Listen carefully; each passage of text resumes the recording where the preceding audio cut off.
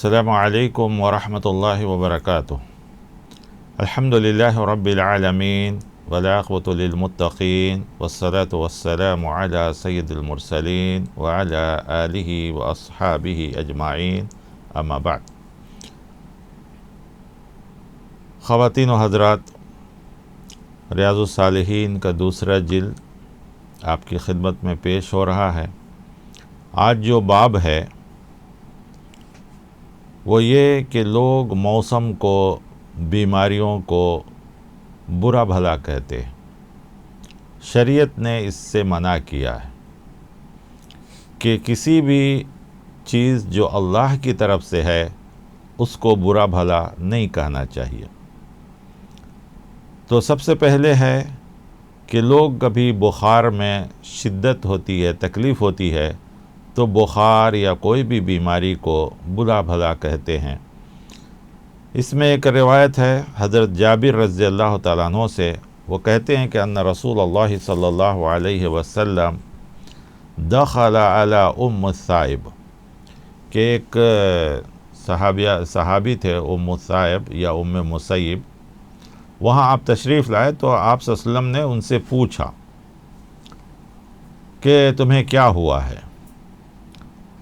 تو وہ کانپ رہے تھے۔ انہوں نے کہا الحما لا بارک اللہ فیہا، مجھے بہت بخار لگا، اللہ اس میں برکت نہ دے۔ تو آپ صلی اللہ علیہ وسلم نے فرمایا لا تسب الحما فإنها تذهب خطایا بنی آدم، تو تم بخار کو برا بھلا مت کہو، اس لیے کہ انسان کے گناہوں کو اس طرح دور کر دیتا ہے جس طرح بھٹی لوہے کے زنگ کو، یعنی لوہا میں جب زنگ لگ جاتا ہے تو جس طرح اسے آگ میں ڈال کے گرم کر کے اس پر سے اس کا زنگ دور کرتے ہیں، اسی طریقے سے بخار میں آدمی جب صبر کرتا ہے، برا بھلا نہیں کرتا ہے۔ علاج کرانا صبر کے خلاف نہیں ہے، علاج کرا سکتے ہیں، لیکن برا بھلا کہنا، اس کی تکلیف پر مصیبت واویلا کرنا، یہ درست نہیں ہے، کیونکہ یہ سب چیزیں ہمارے گناہوں کو کم کرتی ہیں۔ جسمانی گناہ یا بدنی گناہ یا مالی گناہ جو بھی ہوتا ہے اسے جو ہے اللہ تعالیٰ کم کروا دیتے ہیں۔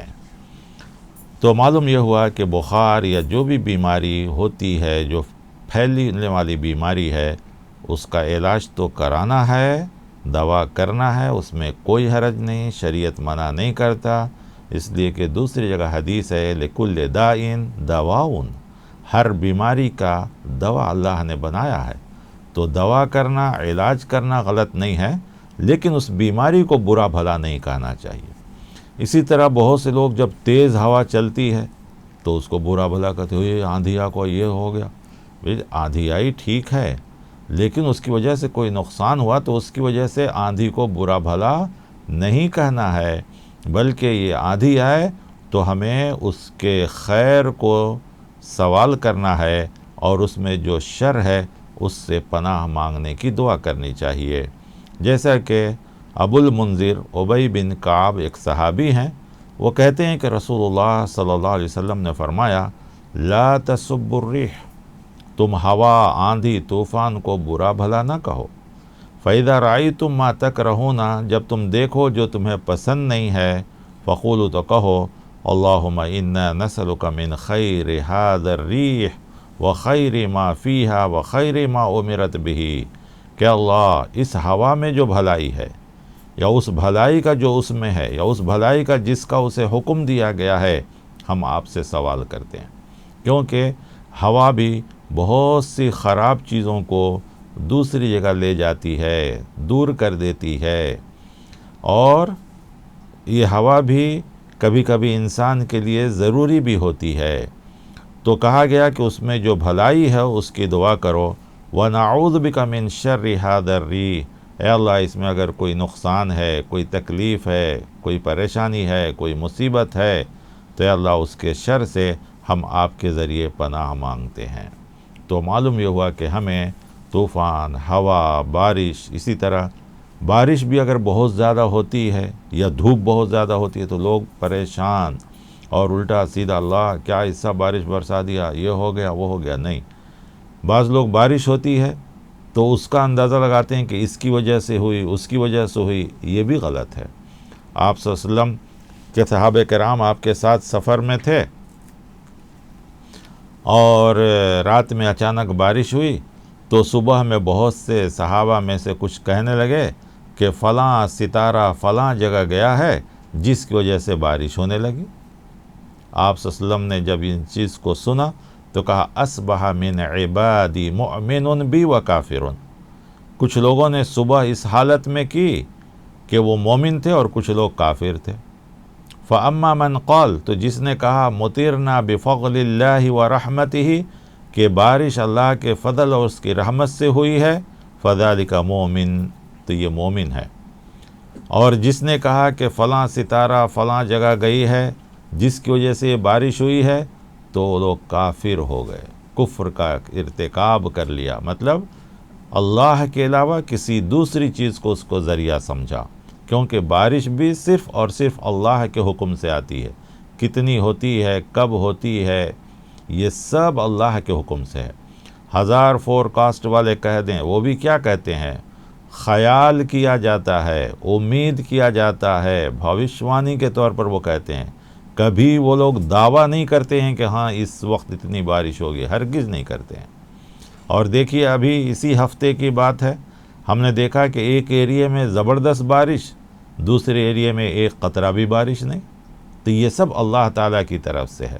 لہذا کبھی زیادہ بارش ہو جائے تو اس کو بھی برا بھلا نہیں، بارش نہیں ہو رہی ہے تو بھی لوگ برا بھلا کیا ہو گیا ہے کہ کیا ایسا کبھی نہیں ہونا چاہیے. ہر موسم بھی اللہ کی طرف سے. الناس یسب الدہر وانا الدہر، لوگ زمانے کو، موسم کو، ان سب چیزوں کو برا بھلا کہتے ہیں، حالانکہ زمانہ، موسم، یہ سب اللہ کی طرف سے ہے. لہذا ان چیزوں کو برا بھلا کہنا، ان کو غلط کہنا، یہ اللہ کو برا بھلا کہنے کے برابر ہے. تو لہذا ان سب چیزوں سے ہمیں بچنا چاہیے. اسی طرح بعض پرندے ہیں، جانور ہیں، کسی کی آواز کو لوگ اچھا کہتے ہیں اور کسی کو برا کہتے ہیں. یا کبھی وہ جانور ان کے ایک اچھے کام کے وقت بول دیا تو اچھا سمجھتے ہیں اور کبھی اس کو برا سمجھتے ہیں. خاص کر مرغا جو ہے، جو صبح صبح آواز دیتا ہے اذان کے وقت، صبح صادق میں سب سے پہلی آواز اس کی ہوتی ہے. اب کوئی آدمی اس کو برا بھلا کہا تو منع کیا گیا. گدھے کی آواز کو بعض لوگ برا سمجھتے ہیں، اسی طرح کسی اور پرندے کی آواز کو اچھا اور کسی کو برا سمجھتے ہیں. یہ سب چیزیں اسلام میں منع کیا گیا ہے.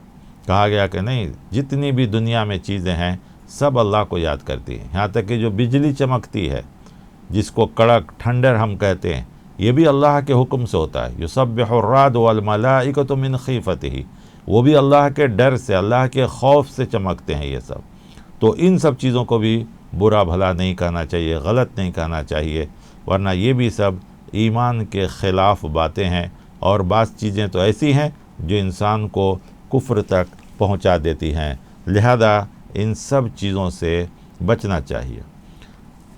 ایک اور چیز سے روکا جاتا ہے، فحش کلامی، برے الفاظ سے، بری باتوں سے، بد زبانی سے، برے الفاظ کسی کے بارے میں استعمال کرنا، یا اسی طرح غلط لوگوں کو اچھے الفاظ سے استعمال کرنا. ہمیں معلوم ہے کہ یہ آدمی بدکار ہے، زناکار ہے، خطا کار ہے، گنہگار ہے، کھلم کھلا گناہ کرتا ہے، لیکن اس کو سید کہنا یا اس کو اچھے لقب سے یاد کرنا، یہ بھی شریعت میں منع ہے. اس سے یہ ہوگا کہ لوگ برائیوں کی طرف بڑھیں گے، برائی کو فروغ دیں گے، برائی کو جو ہے اچھا سمجھنے لگیں گے. برے لوگوں کی عزت نہیں کرنے کا حکم ہے، لیکن ہمیں اسے نفرت بھی نہیں کرنا ہے، بلکہ اس کو سدھارنے کی کوشش کرنا چاہیے.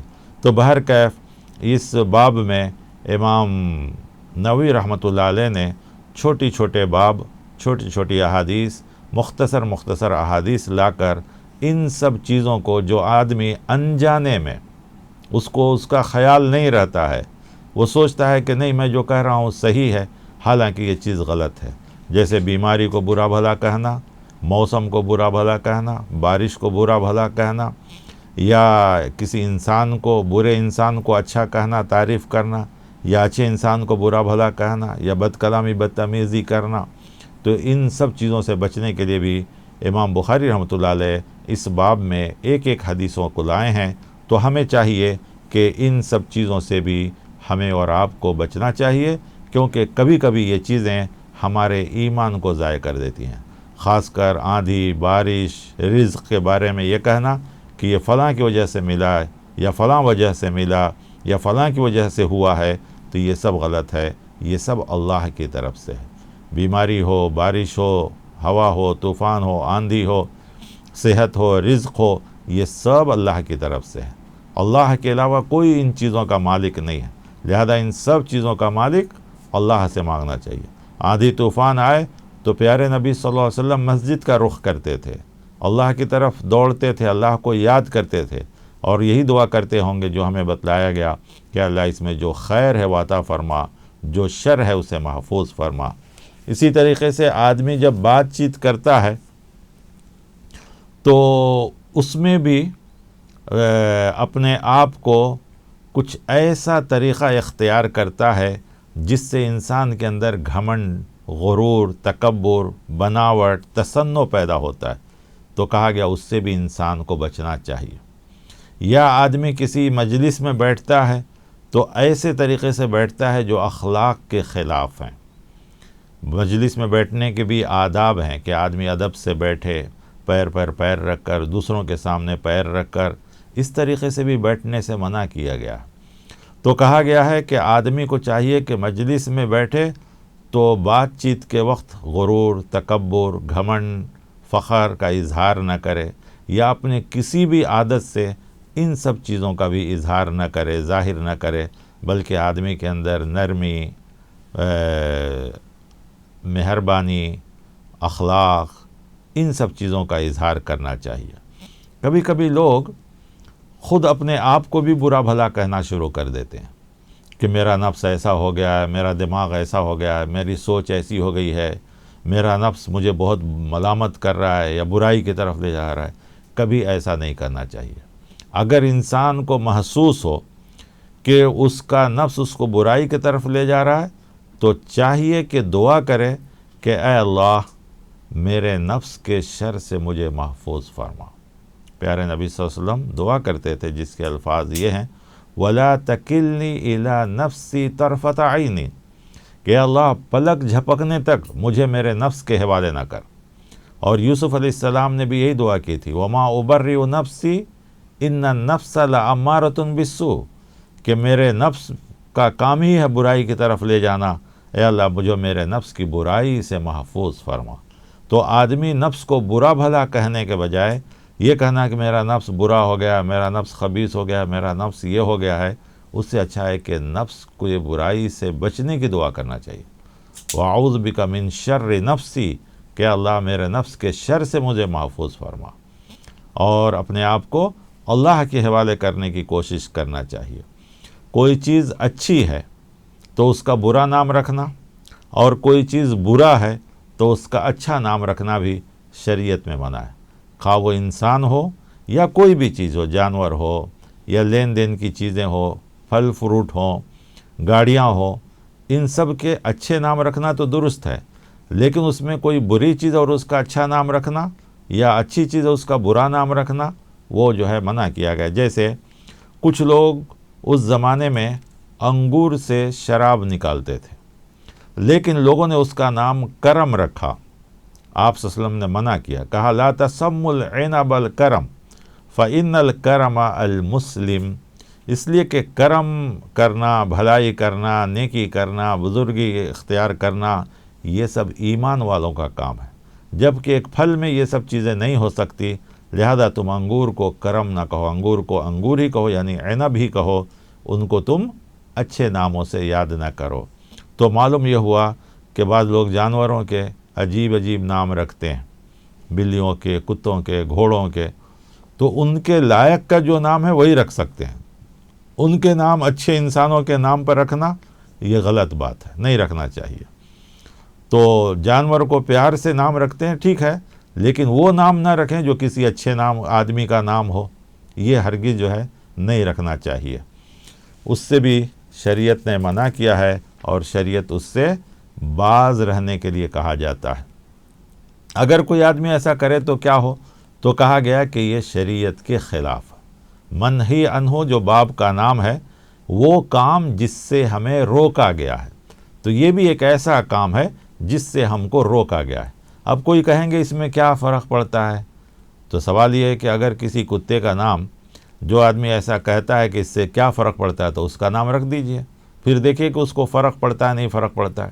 تو اسی طرح دوسرے جانور کو بھی اگر کسی کا اچھے انسان کا نام رکھا جائے تو اس کو بھی فرق پڑے گا۔ جب آپ کو خود فرق پڑتا ہے تو دوسرے انسان کو بھی فرق پڑے گا۔ لہذا اسی لیے منع کیا گیا ہے کہ ایسے نام جو اچھے نام ہوں یا اچھے لوگ ہوں، ان کا نام کسی جانور کو یا کسی دوسرے کو نہیں رکھنا چاہیے۔ پھر اسی طرح کبھی کبھی انسان کہتا ہے کہ اللہ مجھے چاہے تو معاف کر دے گا، اللہ چاہے تو مجھے یہ دے گا، یہ بھی منع ہے۔ حضرت ابو ہریرہ راوی ہیں، وہ کہتے ہیں کہ اللہ کے رسول صلی اللہ علیہ وسلم فرمایا لا یقولن احدکم اللہم اغفر لی ان شئت اللہم ارحمنی ان شئت، کہ اللہ اگر آپ چاہیں تو مجھے بخش دیں، آپ چاہیں تو میرے اوپر رحم فرما، ایسا نہیں کرنا چاہیے۔ اللہ رحم کرنے والا ہی ہے، اللہ مغفرت کرنے والا ہی ہے، لہذا یہ دعا کہ اللہم ارحمنی واغفر لی وآتینی، جو بھی کہے کہ اللہ مجھے بخش دیجئے، میرے اوپر رحم فرمائیے، مجھے عطا فرمائیے، مجھے شفا عطا فرمائیے، آپ چاہیں تو نہیں ہونا چاہیے۔ شک بات ہو جاتی ہے، چاہیں تو اختیار والی بات ہو جاتی ہے، جبکہ اللہ تعالیٰ کو ہر چیز کے اختیار کا مالک ہے۔ انسان کو ہم کہہ سکتے ہیں لیکن اللہ تعالیٰ کے لیے یہ چیز نہیں، کیونکہ انسان کے اختیار میں نہیں ہے، لیکن اللہ کے اختیار میں ہر چیز ہے، لہذا اللہ تعالیٰ کے لیے نہیں کہہ سکتے ہیں، بلکہ یہ کہنا چاہیے ماشاء اللہ، اللہ جو بھی دے، اللہ جو بھی عطا کرے، یہ سب اللہ تعالیٰ کی طرف سے۔